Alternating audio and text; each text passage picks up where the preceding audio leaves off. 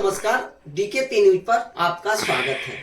अभी मेरे साथ मेरी बड़ी बहन मंजू दीदी है। मैंने काफी बड़े बड़े हस्तियों का इंटरव्यू लिया। मुझे लगा जो मेरी बहन का इंटरव्यू भी मेरे दर्शकों के लिए काफी मूल्यवान होगा, क्योंकि मेरी बहन बचपन में काफी मेधावी और प्रतिभावान छात्रा रही हैं। दीदी, आपको डीकेपी न्यूज पर स्वागत है। आपको भी धन्यवाद सुमन जी, और डीकेपी न्यूज के सुनने वाले दर्शकों को भी धन्यवाद। जैसा कि मैं समझता हूँ, आपका जीवन परमात्मा ने बोनस के रूप में दिया है। कई महीने तक दिल्ली एम्स में आपका इलाज चला, पटना में भी चला। डॉक्टरों की टीम ने यह बता दिया था जो अब आप ज़्यादा दिन सर्वाइव नहीं कर सकती। आज से 20 वर्ष पूर्व IGIMS के डॉक्टरों ने कह दिया था जो आप चंद दिन की मेहमान हैं। बावजूद इसके आप इतने लंबे समय तक हम सबों के बीच हैं। यह परमात्मा की असीम प्रसाद के रूप में मैं आपको देखता हूँ। फिर भी आपका मन परमात्मा में नहीं रम के लूडो में रमा रहता है। क्योंकि मैं कल शाम से आया हूँ और तब से अब तक मैं देखता हूँ कि जब भी पल भर का मौका मिलता है तो आप लूडो में व्यस्त हो जाती हैं। इसके पीछे का क्या कारण है और क्या राज है?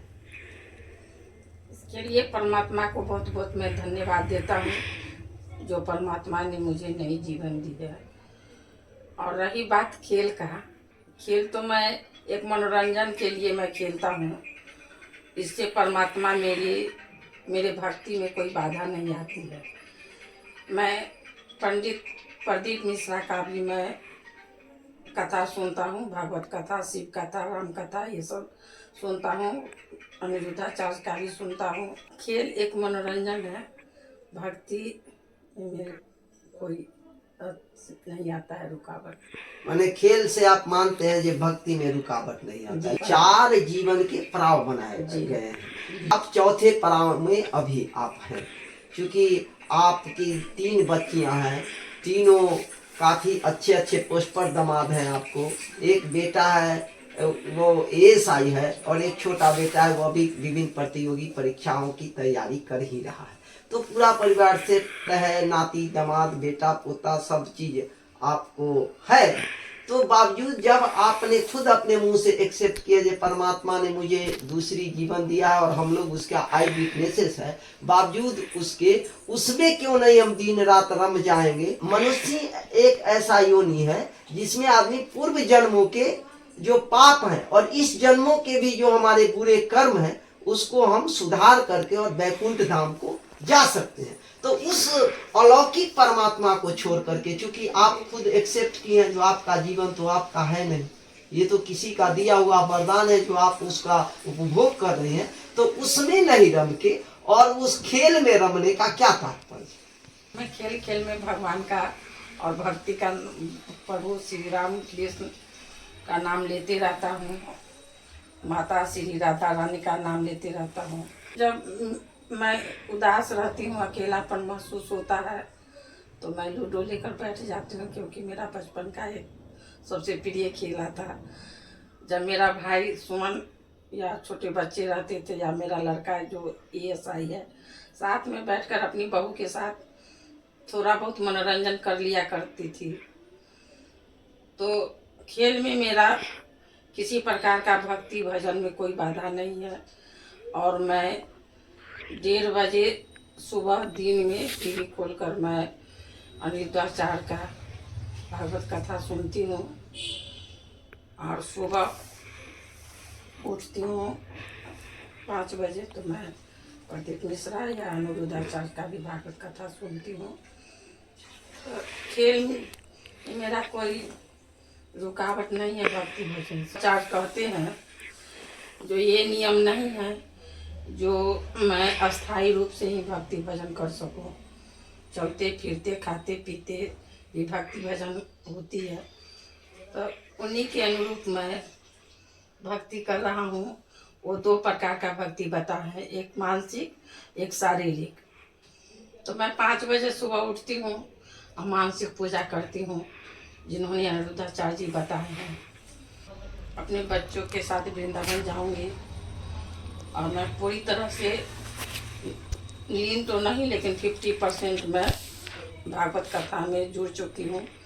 जो मैंने आपको बताया था, जो यदि मन नहीं लगे तो प्रेमानंद जी महाराज हैं, अच्छा प्रश्न उत्तर भी करते हैं, जिससे आदमी को जीवन का रिवाइवल होता है, ज्ञान परिष्कृत होता है। कोई भी व्यक्ति अगर उनकी बात को समझे तो उच्चता को प्राप्त कर सकता है और प्रिय लगता है। और यह उम्र जो है वह भगवत भजन का है। तो मैं उस गुरु को खोजना चाहता हूँ। ये किस गुरु ने आपको ये बताया जो आपको मन नहीं लगता है तो ये लूडो में लीन हो जाइए, या लूडो आपके बढ़िया साधन होगा। क्योंकि मैं खेलते वक्त का कई वीडियो भी बनाया हूँ, मैं शेयर करूंगा उसको। जो कितनी तल्लीनता से आप खेल रहे हैं वह उसका प्रमाण के लिए काफी होगा। क्योंकि खेल चाहे इंडिया लेवल का हो या घर लेवल का हो या कहीं का हो, विनर हमेशा चाहता है कोई भी खिलाड़ी जो मैं विन करूं, और हारने पर आहत होता है और जीतने पर खुशी होती है। मेरी पुतों का दीदी आई हुई थी, तो वही उसी ने बताया कि मैं बहुत अकेलापन महसूस करती थी, और किसी के बुलाने पर भी जब अकेला रहने पर बहुत अकेलापन महसूस होता है, टेंशन होता है, तो बहुत खलता है। मैं किसी को बुलाती थी तो वो आने में आनाकानी करती थी, और किसी तरह का बहाना करके वो नहीं आ पाती थी। तो मैंने वो बोली, जब मैं टीवी पर देखा तो प्रचार में था कपिल शर्मा का, तो मैं खेलने लगी तो मेरा दवा दारू छूट गया और मनोरंजन भी लगा और टाइम भी पास हो गया, काम भी मेरा हो गया। तो क्यों नहीं आप भी मम्मी कीजिए, आपको भी मन लगेगा, आप भी ठीक रहिएगा, करके देखिए। जुप्पी लूडो कपिल शर्मा का प्रचार है। मैंने उसी को जुप्पी लूडो गेम को लोड किया और उसी समय से मैंने खेलना शुरू कर दिया। दर्शकों, मैं आपको बता दूं, यह वास्तविकता है। खेल का मैं विरोधी नहीं हूं, लेकिन खेल एक उम्र पर अच्छा लगता है। इसका उदाहरण मैं देकर आपको बताना चाहूंगा कि देश के बहुत बड़े खिलाड़ी सचिन तेंदुलकर हैं। उन्होंने भी एक अपना लिमिट उम्र के बाद संन्यास ले लिया खेल से।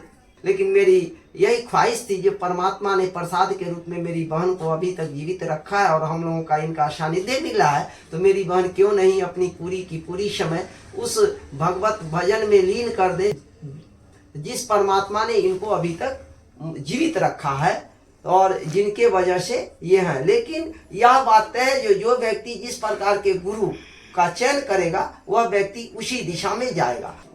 आपने खुद कहा, जो मैंने कई प्रवचनकर्ता को सुनता हूं, तो क्या नहीं लगा जो पूरे के पूरे मैं लीन हो जाऊं उसी में? चूंकि आपका तो ये जीवन है नहीं।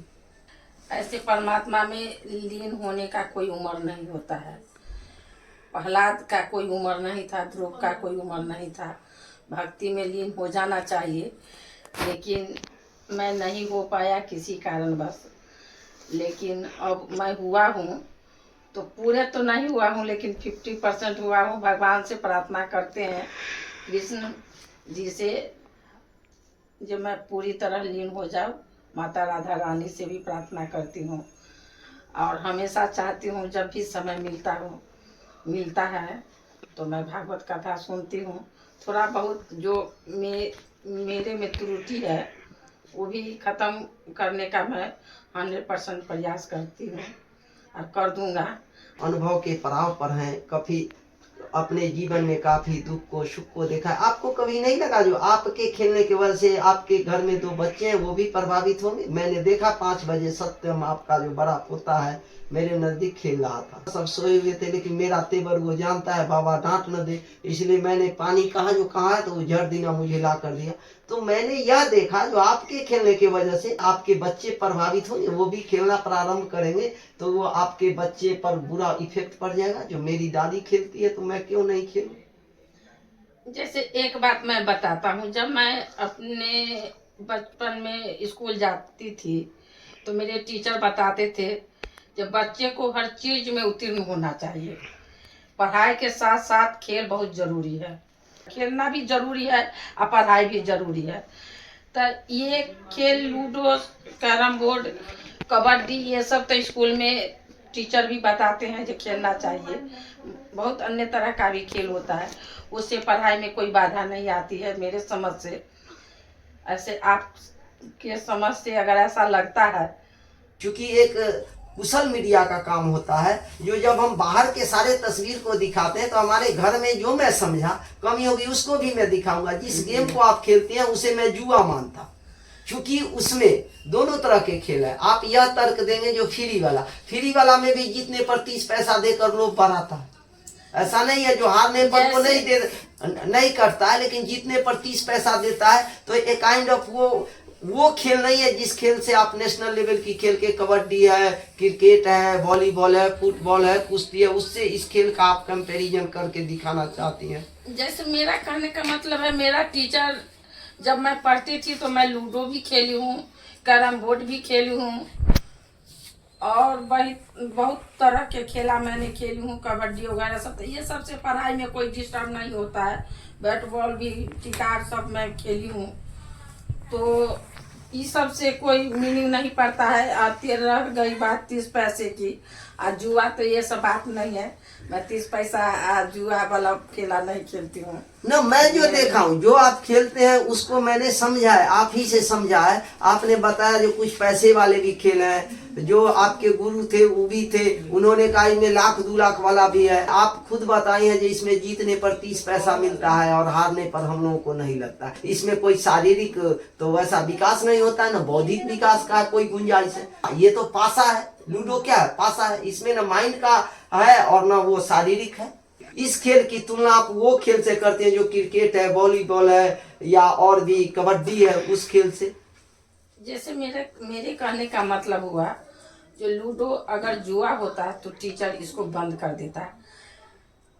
कंपनी का मैं बात नहीं कर रही हूँ। टीचर ये लूडो का खेला मैंने स्कूल में भी खेली हूँ, तो इसे मेरा पढ़ाई में कोई नहीं, लूडो तो कंप्लीट भाग्य के ऊपर है। लूडो में कौन सा दिमाग लगता है? आपका जो पारी आएगा, जैसे महाभारत में आपने देखा था कौरव और पांडव के बीच में शकुनी ने जो खिलाया था, वो पासे का खेल है। उसमें ना आपका दिमाग काम करेगा ना शरीर काम करेगा, फिर भी आप उसको कैसे नहीं मानती हैं जो वो खेल, इस खेल की तुलना आप कबड्डी के और वॉलीबॉल, क्रिकेट और अन्य खेलों से करती हैं?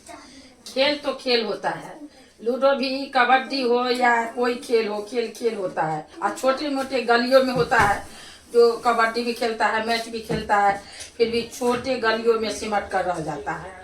लूडो का चैंपियन भी बहुत बड़ा हुआ है, सानिया मिर्जा भी हुआ है, लूडो चैंपियन सब बहुत बड़ा खिलाड़ी सानिया मिर्जा लूडो का चैंपियन नहीं, वो क्या अति बैडमिंटन का माने बैडमिंटन, और वो दोनों है। बैडमिंटन में नहीं, बैडमिंटन में वो पूरा शारीरिक एक्सरसाइज होता है। लेकिन आप सानिया मिर्जा की तुलना, सानिया मिर्जा क्या लूडो खेल कर चैंपियन? कोई एक लूडो खेलने वाला चैंपियन का नाम बताइए, या नेशनल इंटरनेशनल कोई लूडो की प्रतियोगिता हो।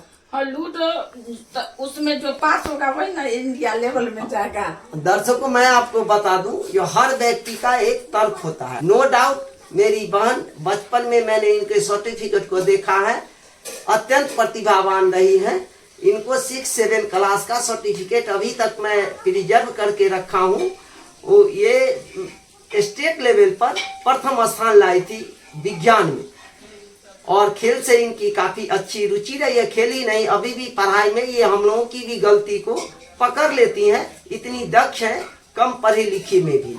फिर भी मेरा उद्देश्य जो जलील करना, कभी दर्शक गलत से गलतफहमी नहीं पाल लेंगे। मेरा उद्देश्य यही था, जो मेरी बहन का जीवन को संवारने में, सजाने में मेरी भी भूमिका रही है, परमात्मा की असीम भूमिका रही है, मेरी अन्य भाई बहनों का आशीर्वाद रहा है, जिसके आशीर्वाद के बल पर परमात्मा ने इनकी दूसरी जीवन दी है। तो मैं यही चाहता था ये पूरे के पूरे भगवत भजन में लीन हो जाए। यदि इसमें अगर कुछ कहना है तो आप कह सकते हैं। नहीं, मैं खेल को खेल समझकर खेलती हूँ। पीछे मैं जुआ या किसी प्रकार का ये नहीं सोचती हूँ। मैं खेल को एक मनोरंजन के तौर पर खेलती हूँ, बस मेरा यही इरादा होता है। तो जब मैं अकेली रहती हूँ, अकेलापन महसूस करती हूँ, तो मैं मोबाइल लेती हूँ, लूडो खेलने बैठ जाती हूँ। दर्शकों, मैं आपको बता दूं, जो निश्चय ही परमात्मा की प्राप्ति इतनी साधारण बात नहीं है।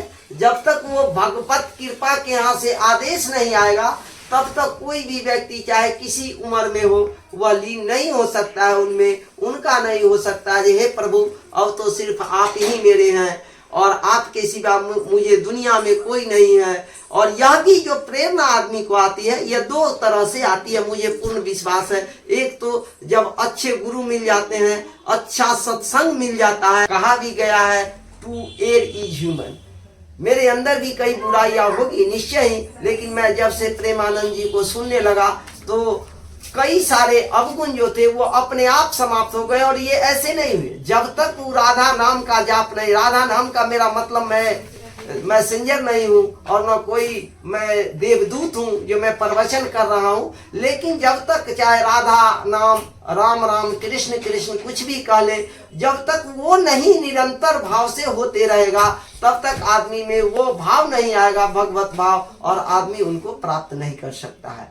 आप एक कुशल गृहिणी रही हैं, कुशल सास के रूप में मैं देखता हूँ, क्योंकि एक साथ आपने एक बहू, एक गांव की बहू और एक गांव की मेरी पत्नी है, उस दोनों को लगभग 10-12 साल तक एक साथ बसाई है। तो मैं चाहूंगा जो इस संसार के सास को आप क्या लेसन देना चाहेंगे, क्योंकि आप कुशल सास की भूमिका निभाई है। एक सास का मतलब होता है जो माँ, माँ का मतलब होता है जो बहू भी बेटी है। उसको बहू नहीं समझना चाहिए, बेटी समझना चाहिए। बात बात पर उसको ताना नहीं देना चाहिए। कभी कुछ गलत होती है उससे तो उसको गलत को नज़रअंदाज कर लेना चाहिए। अगर उससे कुछ अपने तरफ से कमी होती है तो उसको अपने आप उसको पूरा कर लेना चाहिए। एक अच्छी सास, एक अच्छी माँ का यही भूमिका होती है। मैंने दोनों को यही संस्कार सिखाती आई जे अगर तुमसे कुछ गलती होती है तो तुम मुझको कहो, अगर उनसे कोई गलती होती है तो आप भी मुझसे कहिए। क्योंकि अगर आप मुझे ननद मानती है या सास मानती है या मुझे सासू माँ मानती है तो कुछ भी किसी से गलत होता है तो आप हमको कहिए। उसको समस्या का समाधान मैंने पूरा करने का कोशिश किया और दोनों को समझा बुझा कर मैंने हर किसी के गलती पर पर्दा डालती आई। हर किसी को समझा बुझा कर अपना संस्कार देकर दोनों को शांत किया। छोटी मोटी गलती को तिल का तार नहीं बना करके, हाँ, एक अच्छे सास को नजरअंदाज करना चाहिए, तब एक कुशल बहू के रूप में वो भी अपनी भूमिका निभा सकती है। ऐसा आप हमारे दर्शकों को मैसेज देना चाहते हैं। छोटे बच्चे और देशवासियों को आप क्या संदेश देना चाहेंगे? आप अच्छी खासी जिंदगी भी जी हैं, जीवन में कई उतार चढ़ाव आए होंगे, गरीबी अमीरी आई होगी, अच्छाई बुराई आई होगी, तो आप मेरे दर्शकों को और आज के नौजवान और छात्रों को क्या संदेश देना चाहेंगे? मैं नौजवान छात्रों को यही कहूँगा जो मन लगाकर पढ़े, को बढ़िया से पढ़े, खेले कूदे, संस्कार बने। पढ़ाई के मतलब ये नहीं होता है जो अपने माँ बाप का आदर सम्मान न करे। और पढ़ाई में खेला कोई बाधा नहीं, खेल भी खेलना चाहिए और मन लगा कर पढ़ना भी चाहिए। और पढ़ाई में पूरी तरह से जिस प्रकार को खेल में मन लगता है तो पढ़ाई में भी मन लगाए। ऐसा संस्कार भी उसको होना चाहिए जो माँ के साथ, अपने से बड़े के साथ। कौन कौन से बुरे संस्कार छोड़ने चाहिए और कौन कौन से अच्छे संस्कार अपनाने चाहिए? अच्छे संस्कार होते हैं जो बड़े बुजुर्ग, माता पिता, सबको सम्मान करना चाहिए। पढ़े लिखे, खेले कूदे, बचपन यही होता है। बचपन में हर कोई यही करता है। गलत है, झूठ नहीं बोलना चाहिए, चोरी नहीं करना चाहिए, गलत दोस्तों के साथ नहीं रहना चाहिए। गलत दोस्त, अच्छा मित्र वही होता है जो अच्छा संस्कार देता है। गलत उसी समय पता चलता है जो कोई कहता है सिगरेट पियो, बीड़ी पियो, है सिनेमा हॉल चलो, यही इसी सब गलत हुआ। मारपीट नहीं करना चाहिए, झगड़ा नहीं करना चाहिए। माने चोरी, डकैती, हिंसा, दुर्व्यसन, ये सब को त्याग करके और अच्छे आचरण करने चाहिए। माता पिता ही उसके लिए धाम हो जाते हैं, तो उनकी और बड़ों का सही से आज्ञा का पालन करना चाहिए। और अपने अंदर किसी पर, स्त्री पर बुरी दृष्टि नहीं डालनी चाहिए नहीं तो किसी भी माँ बहन को अपना माँ बहन समझना चाहिए। जो नहीं मेरी माँ है, ये मेरी बहन है तो मेरी बहन है। गलत संगति सबसे बहुत बड़ा, और माने संगत, बुरे संगत से बचना चाहिए, ये एक मूल लेसन है। दर्शकों, मैं आपको बता दूं जितने सारे भी धर्माचार्य हुए, भारत उसी की बदौलत टिका हुआ है। जो अच्छे संस्कार जब तक नहीं अडॉप्ट करेंगे तो सिर्फ राधा नाम, कृष्ण नाम, राम नाम से भी कुछ होने को नहीं है। पहले तो हम लोग अपने शुद्ध आचरण को बनाएं, जैसे कि मेरी दीदी ने बताई, जो अपने अंदर के जो दुर्गुण है उसको, उस अहंकार को मारो, उस कुकर्म को मारो, उस बुरे विचारों को दमन करो, और तब भक्ति भाव में लीन हो, तब उसका प्रतिफल देखने को मिलेगा। नहीं तो हम खूब भगवत भजन, खूब धर्म का कार्य करे और माता पिता बड़े का आदर नहीं करे, तो वो व्यक्ति कभी जीवन में सफल नहीं होगा। सफल हो भी जाएगा तो वो उसको कहीं ना कहीं इसका पीड़ा और दंश झेलना पड़ेगा। जी जी। मेरे लिए आप क्या संदेश देना चाहेंगे? आपके लिए यही संदेश दे रहे हैं, जो अपनी प्रतिभा किसी के सामने प्रत्यक्ष नहीं करना चाहिए। प्रतिभावान व्यक्ति वही होता है जो दूसरा कोई प्रतिभा का वर्णन करता है, और हमेशा बड़े को सम्मान करना चाहिए, छोटे को सबसे प्यार, गलत है तो उसको नजरअंदाज कर दीजिए। दर्शकों, मैं आपको बता दूं, इस इंटरव्यू के द्वारा मेरा उद्देश्य किसी को जलील करना नहीं था। मैं यह दिखाना चाहता था, क्योंकि मैं देश दुनिया की तस्वीर दिखाता हूं और घर के तस्वीर को उजल कर दूं, इसको मैंने उचित नहीं समझा। मेरी बहन की जो उम्र मिली है या जो जीवन मिला है, वह परमात्मा के असीम अनुकंपा के बदौलत हम लोगों को प्रसाद के रूप में हम लोगों के बीच में है। इसके लिए परमात्मा को भी हम कोटि नमन करते हैं, हृदय के गहराइयों से धन्यवाद देते हैं। और मैं उनसे भी ऐसी प्रार्थना करता हूँ ताकि मेरी बहन को ऐसी सद्गति मिले कि ये 24 आवर्स उन्हीं में लीन रहे, यही उनसे कामना है। खेल को भी मैं काटता नहीं हूँ, खेल होना चाहिए और अच्छे खिलाड़ी बनना चाहिए। कई सारे खेल हैं जिसमें बौद्धिक और मानसिक दोनों का विकास होता है, तो वैसे खेल लोग खेले, लेकिन वैसा खेल जो कि एक जुए के रूप में, जैसे महाभारत में वो गैम्बलर वाला खेल हो, पासे वाला खेल हो, वो खेल को निश्चय ही, जहाँ तक मेरी समझ है, अवॉइड करना चाहिए। तो आप देशवासियों को क्या संदेश देना चाहिए? देशवासियों को यही संदेश देंगे कि खेल को खेल समझ कर खेला जाए। अगर ये लूडो, कराटा, कबड्डी है तो उसको इंडिया लेवल पर बच्चे पूरा उस पर मार्गदर्शन करे या खेलने का। अगर जो बच्चा जोन चीज में खेलना चाहता है उसमें आगे बढ़े, पढ़ना चाहता है तो पढ़ाई में आगे बढ़े, बल्कि संस्कार नहीं छोड़ना चाहिए। संस्कार बहुत बड़ा चीज होता है। संस्कार के साथ साथ पढ़ाई भी, ऐसा नहीं हो जब पढ़ाई पढ़ लिया लड़का विदेश में बस जाए और माँ बाप अपने बच्चे के लिए एक गिलास पानी के लिए तड़पे। तो पढ़ाई के साथ साथ संस्कार बहुत जरूरी है। मैं यही देशवासियों के कहूँगा कि हर माँ बहन को माँ समझे और सम्मान करना सीखे। पढ़ाई के साथ साथ संस्कार बहुत जरूरी है। आजकल के माता पिता पढ़ाई के लिए विदेश भेज देते हैं, संस्कार नहीं देते हैं। तो संस्कार नहीं देते हैं तो बच्चा विदेश में रह जाता है अपने बीवी को लेकर। माँ बाप उतना मेहनत करके बच्चे को पढ़ाते लिखाते हैं और बहुत परिश्रम दुख करके अब बच्चे वो विदेश में बस जाए और माँ बाप को कष्ट हो, तो ऐसा नहीं पढ़ाई चाहिए। जो पैसे के आगे भागे और माँ बाप कष्ट से एक रोटी, एक गिलास पानी के लिए तड़पे। संस्कार बनना चाहिए। दर्शकों, मैं आपको बता दूं, ये इनके मूल में यही इनका कहने का आशय है। जो बच्चे को का जो पालन पोषण हो, लालन पालन हो, वो शुद्ध संस्कार में, अच्छे संस्कार और परिवेश में हो, और तभी उसका आउटकम आ पाता है। और दूसरी ये भी, जो अगर बच्चे जिस दिशा में जाना चाहे, अगर वो पढ़ाई की दिशा में जाना चाहते हैं तो पूरे मनयोग से पढ़ाई करें। यदि उनकी रुचि खेल में है तो वो पूरी शक्ति से खेल में ही अपने को झोंक दे, क्योंकि दोनों तरफ वो स्कोप है, दोनों तरफ वो पैसा है। ऐसा नहीं, पढ़ाई का अल्टीमेटली उद्देश्य जीविकोपार्जन ही होता है और वो प्रतिपूर्ति खेल भी कर सकती है। तो आप मेरे साथ बातचीत पर मेरा सहयोग दें, इसके लिए आपको हृदय से बहुत बहुत धन्यवाद। आपको भी सुमन जी धन्यवाद, और DKP न्यूज को बहुत बहुत धन्यवाद। दर्शकों को